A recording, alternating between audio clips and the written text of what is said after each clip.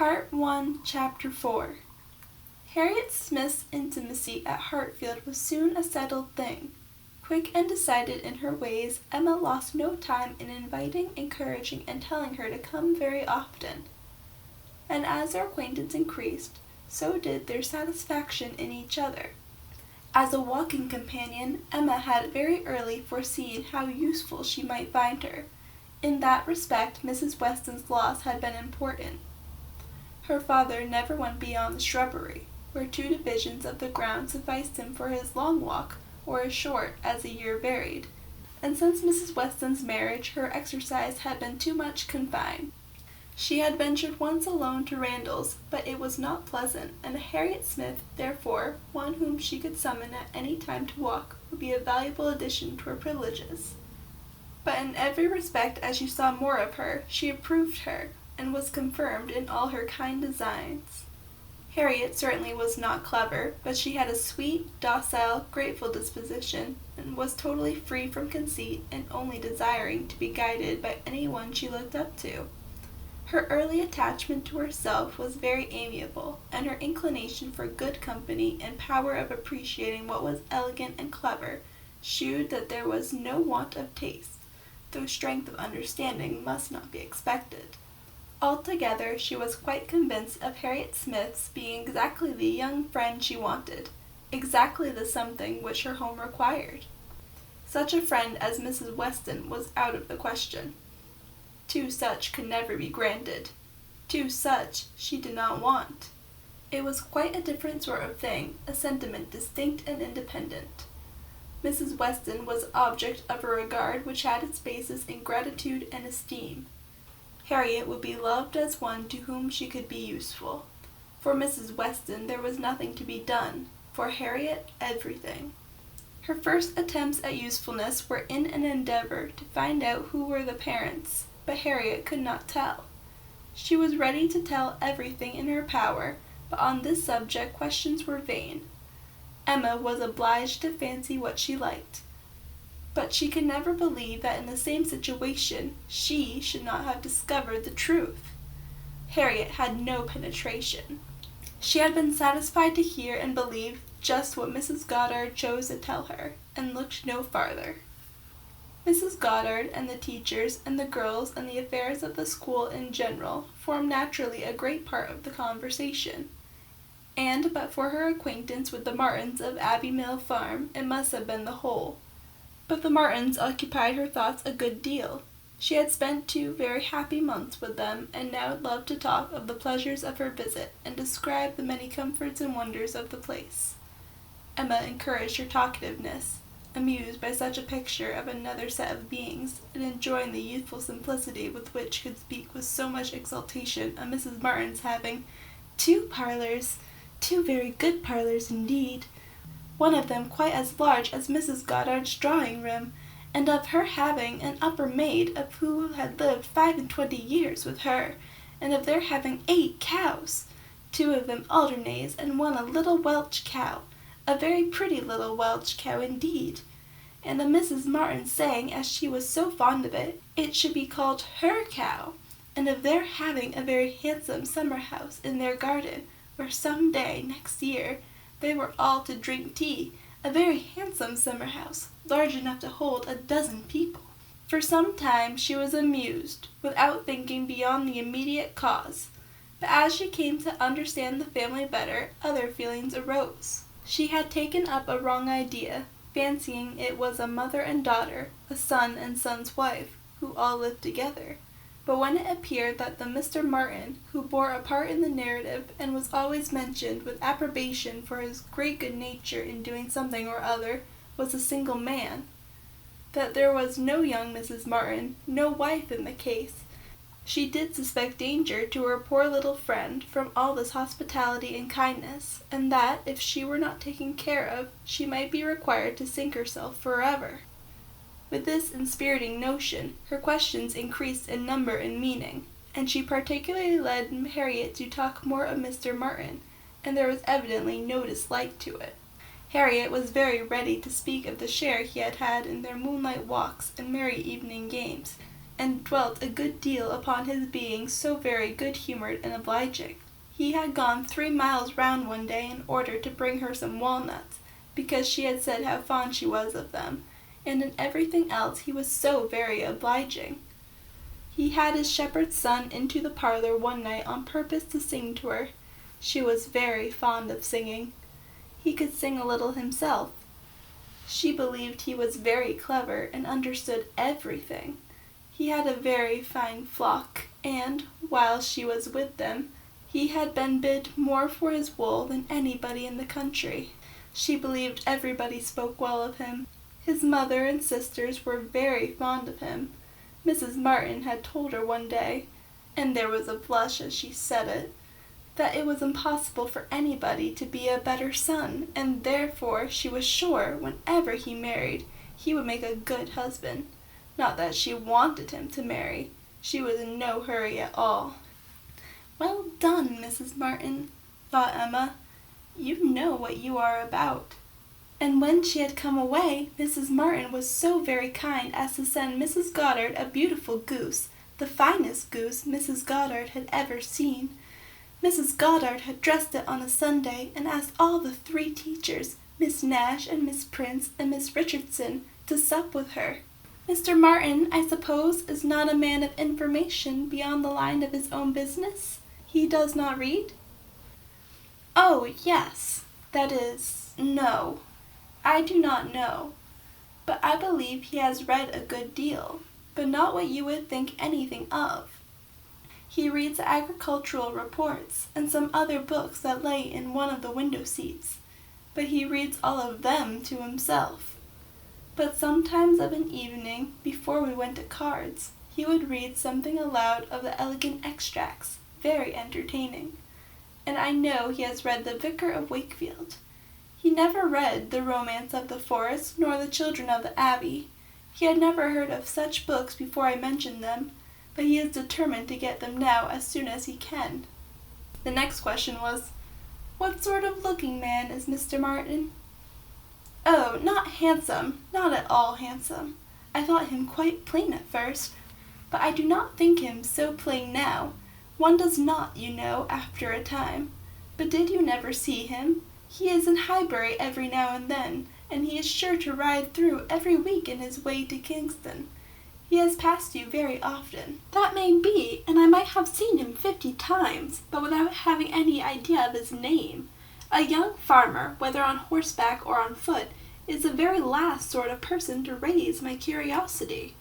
The yeomanry are precisely the order of people whom I feel I can have nothing to do. A degree or 2 lower, and a credible appearance might interest me. I might hope to be useful to their families in some way or other. But a farmer can need none of my help, and is, therefore, in one sense, as much above my notice as in every other he is below it." "To be sure. Oh, yes. It is not likely you should have ever observed him, but he knows you very well indeed. I mean by sight." "I have no doubt of his being a very respectable young man. I know, indeed, that he is so, and, as such, wish him well. What do you imagine his age to be?" "He was 24, the 8th of last June, and my birthday is the 23rd, just a fortnight and a day's difference, which is very odd." "Only 24. That is too young to settle. His mother is perfectly right not to be in a hurry.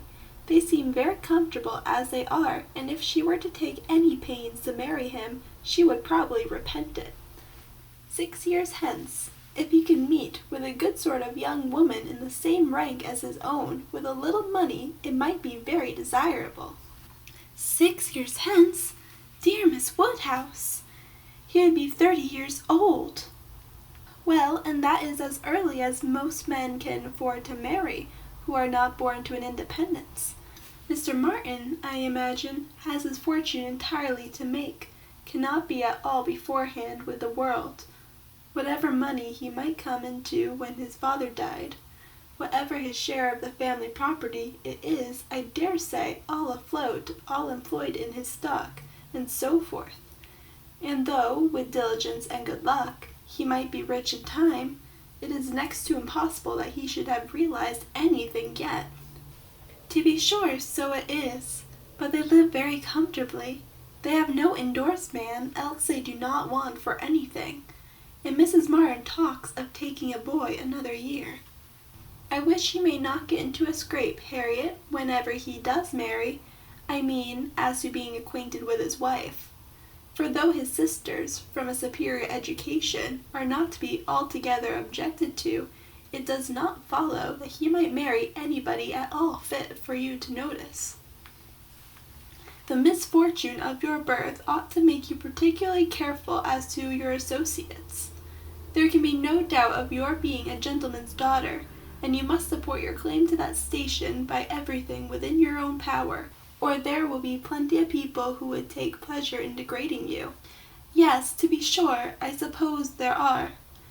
But while I visit at Hartfield, and you are so kind to me, Miss Woodhouse, I am not afraid of what anybody can do. You understand the force of influence pretty well, Harriet, but I would have you so firmly established in good society as to be independent even of Hartfield and Miss Woodhouse. I want to see you permanently well connected, and to that end it will be advisable to have as few odd acquaintances as may be, and, therefore, I say that if you should still be in this country when Mr. Martin marries, I wish you may not be drawn in by your intimacy with the sisters to be acquainted with the wife, who will probably be some mere farmer's daughter without education. To be sure, yes, not that I think Mr. Martin would ever marry anybody but what had some education, and been very well brought up. However, I do not mean to set up my opinion against yours, and I am sure I shall not wish for the acquaintance of his wife. I shall always have a great regard for the Miss Martins, especially Elizabeth, and should be very sorry to give them up, for they are quite as well educated as me. But if he marries a very ignorant, vulgar woman, certainly I had better not visit her, if I can help it.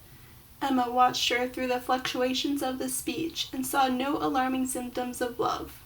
The young man had been the first admirer, but she trusted there was no other hold, and that there would be no serious difficulty on Harriet's side to oppose any friendly arrangement of her own.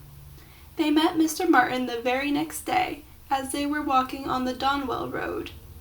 He was on foot, and after looking very respectfully at her, looked with almost unfeigned satisfaction at her companion. Emma was not sorry to have such an opportunity of survey, and walking a few yards forward, while they talked together, soon made her quick eye sufficiently acquainted with Mr. Robert Martin. His appearance was very neat, and he looked like a sensible young man, but his person had no other advantage, and when he came to be contrasted with gentlemen, she thought he must lose all the ground he had gained in Harriet's inclination. Harriet was not insensible of manner. She had voluntarily noticed her father's gentleness with admiration as well as wonder. Mr. Martin looked as if he did not know what manner was.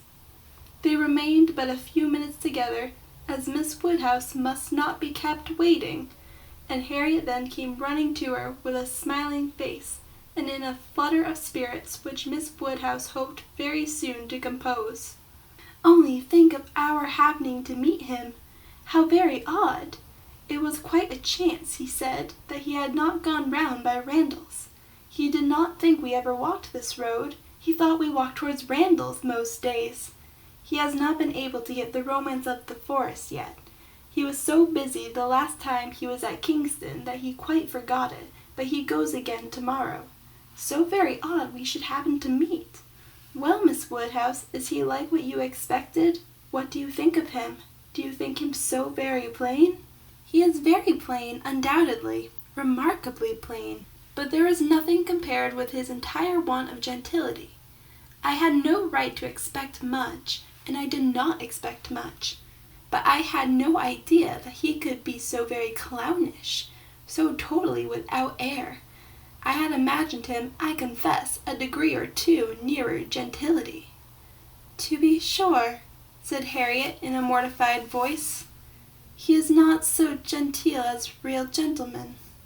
I think, Harriet, since your acquaintance with us, you have been repeatedly in the company of some such very real gentlemen, that you must be yourself struck with the difference in Mr. Martin.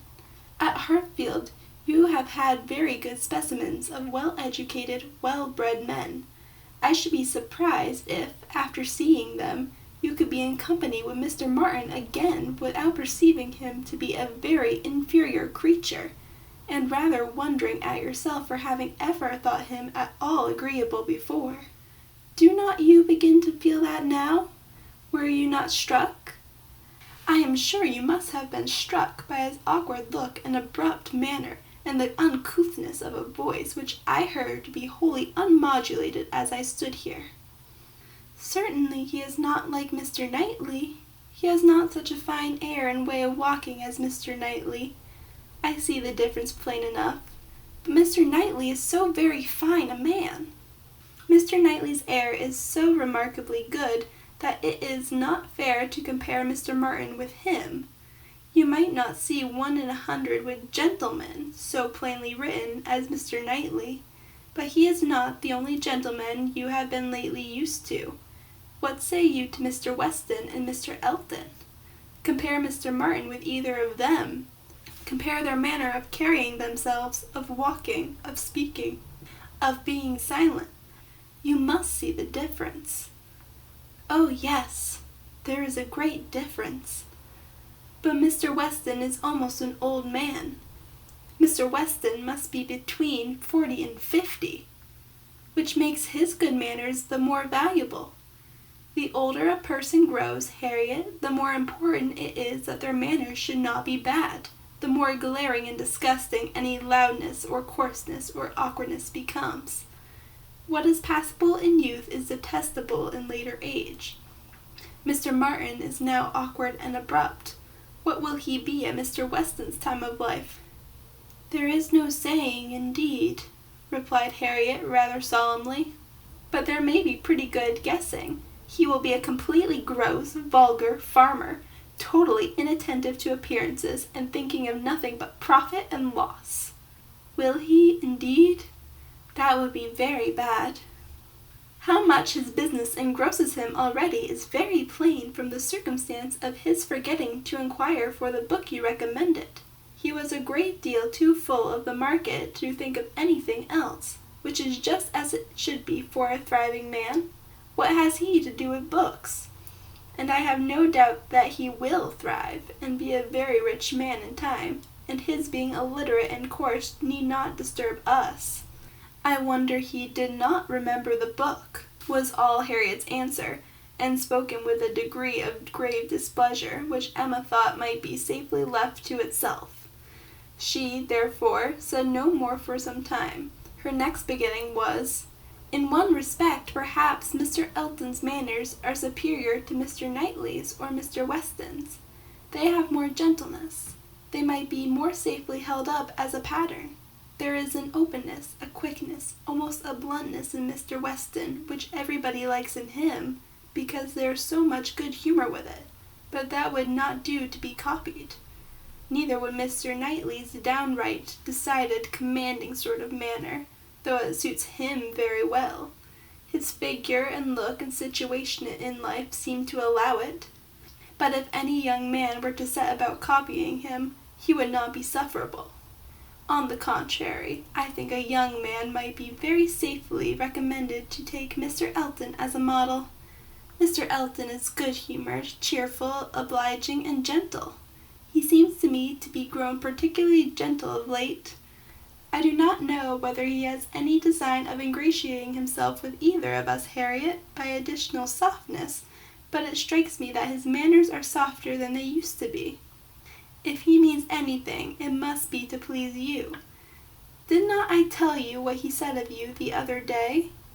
She then repeated some warm personal praise which she had drawn from Mr. Elton, and now did full justice to, and Harriet blushed and smiled and said she had always thought Mr. Elton very agreeable. Mr. Elton was the very person fixed on by Emma for driving the young farmer out of Harriet's head. She thought it would be an excellent match, and only too palpably desirable, natural, and probable for her to have much merit in planning it. She feared it was what everybody else must think of and predict. It was not likely, however, that anybody should have equaled her in the date of the plan, as it had entered her brain during the very first evening of Harriet's coming to Hartfield. The longer she considered it, the greater was her sense of its expediency. Mr. Elton's situation was most suitable, quite the gentleman himself, and without low connections, at the same time, not of any family that could fairly object to the doubtful birth of Harriet.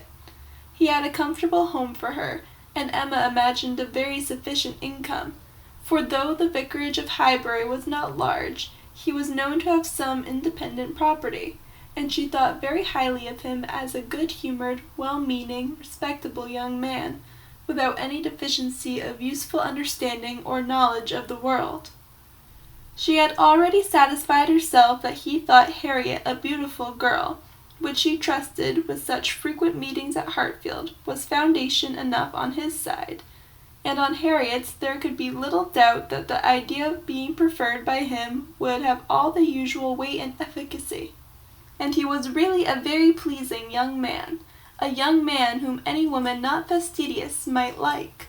He was reckoned very handsome, his person much admired in general, though not by her, there being a want of elegance of feature which she could not dispense with.